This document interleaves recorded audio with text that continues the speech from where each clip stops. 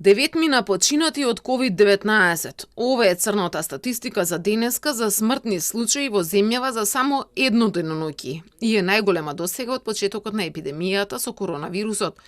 Тројца од нив се од Скопје, двајца од Тетово и по еден од Прилеп, Струга, Велес и Гостивар.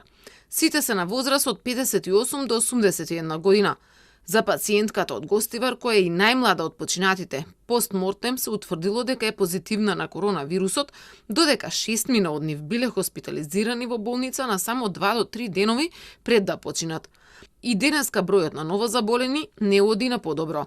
162 и тоа без тестираните во приватната клиника Жан Митрев, бидејќи оттаму податоците не се пристигнати. Овој број на новозаболени доаѓа од 778 тестирања, што значи дека дури 21% од тестираните се покажале дека се заразени.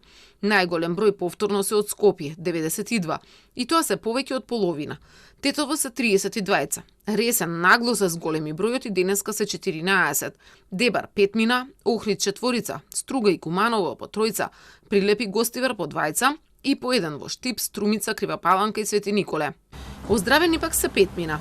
Но во меѓувреме се полноти болниците. На инфективната клиника лежат 96 пациенти.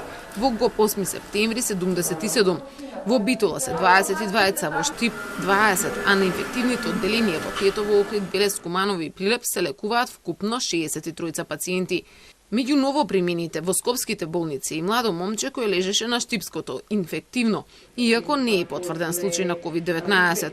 Состојбата му се влошила, па итно е префрлен во 8 септември. Инаку во Штип, кој е четврти град на листата по активни случаи во моментов, има 20 хоспитализирани, а капацитетот е 33. Ако има потреба, можат да се ослободат уште дополнителни 15 кревети од неврологија, кои се наоѓа во истата зграда, како инфективното одделение. Тетово пак е трет по број на заразени во земјава, но најголем дел од пациентите се транспортираат во Скопје.